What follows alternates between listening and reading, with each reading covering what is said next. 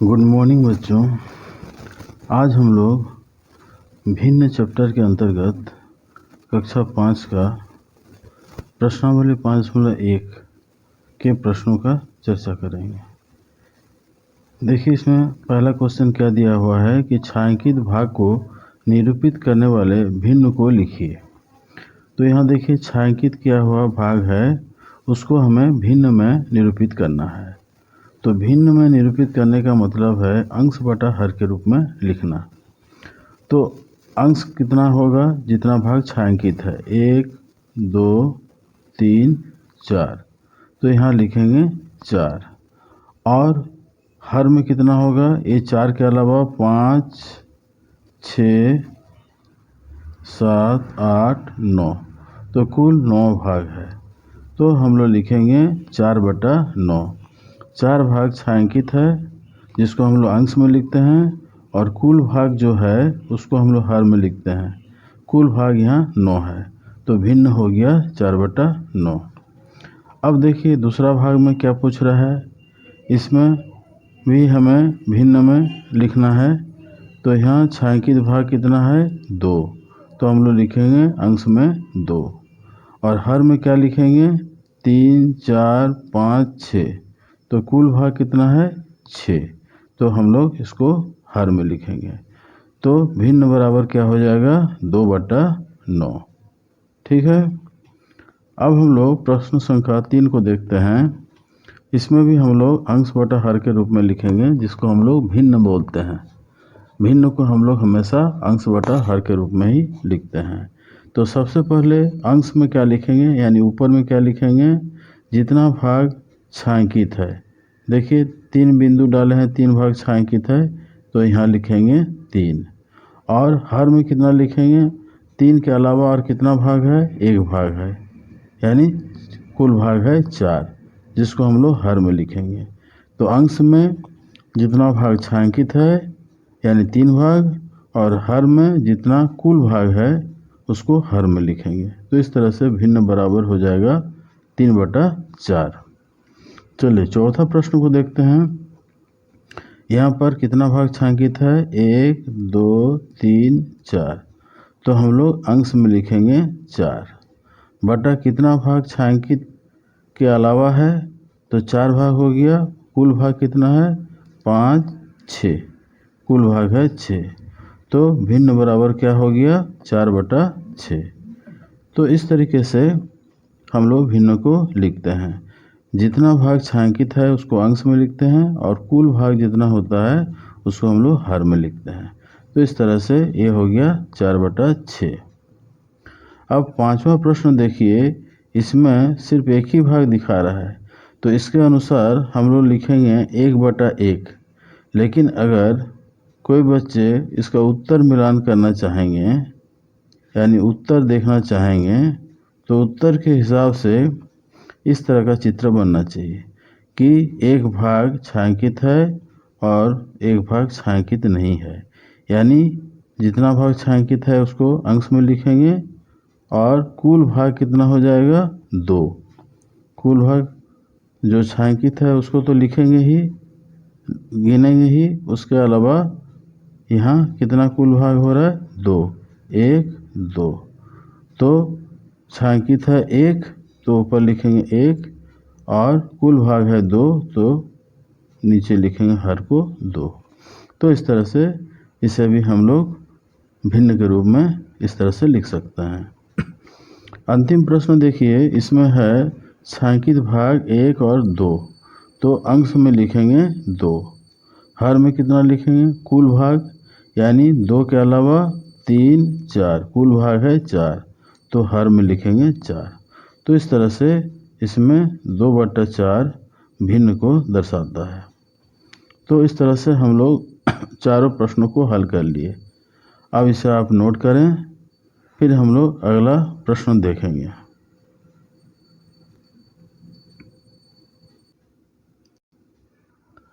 प्रश्न संख्या 2 में छायांकित चित्रों के लिए भिन्न लिखिए।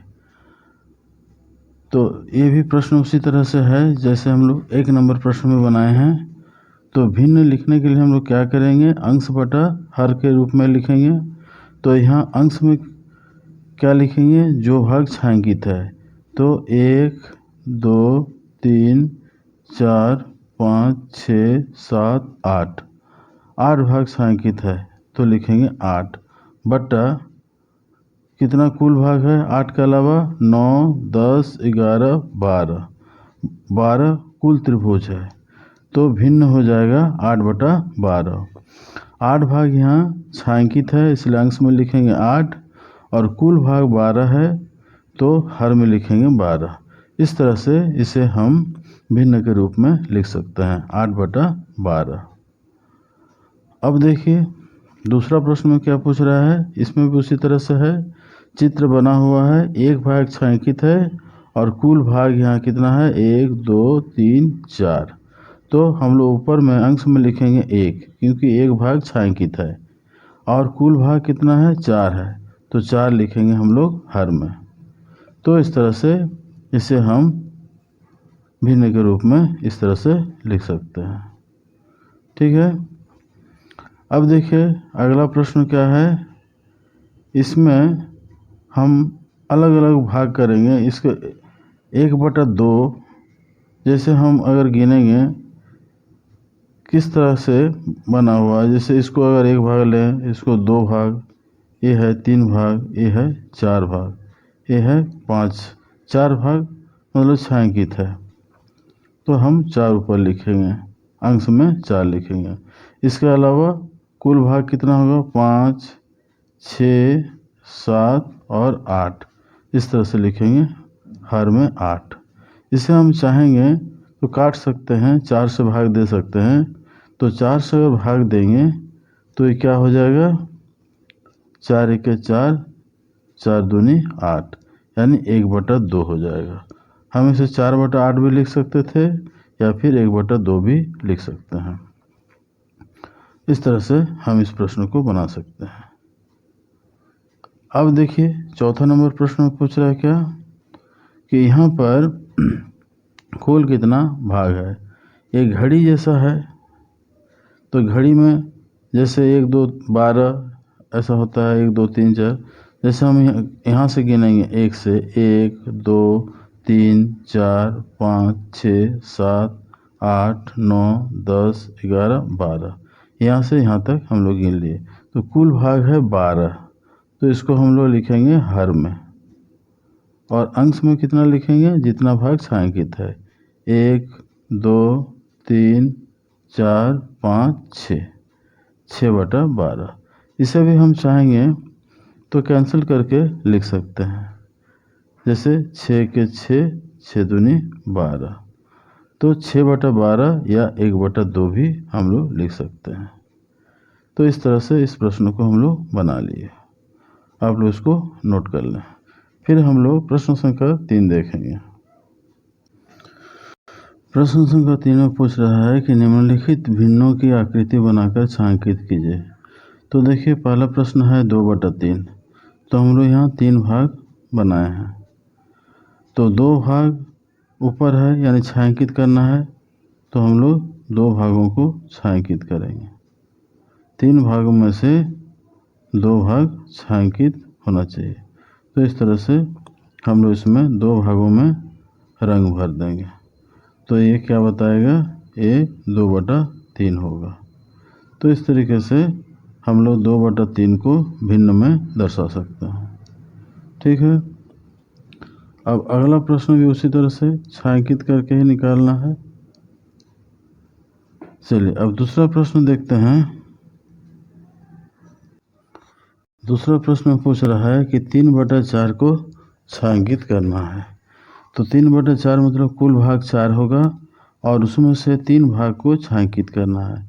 छायांकित हम लोग इस तरीके से भी कर सकते हैं, पूरा रंग भरना कोई ज़रूरी नहीं है, इस तरह से भी हम लोग छायांकित करके बता सकते हैं कि 3 भाग छायांकित है।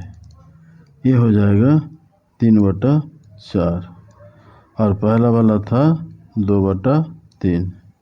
इसी प्रकार तीसरा प्रश्न भी हम लोग बना लेंगे।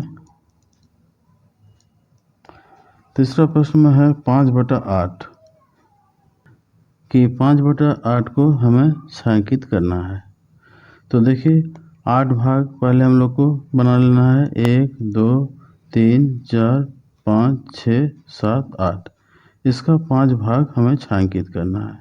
तो चलिए, एक भाग हम लोग छायांकित किए, फिर दूसरा भाग, फिर तीसरा भाग। इस तरह से 5 भागों को हमें छायांकित कर देना है।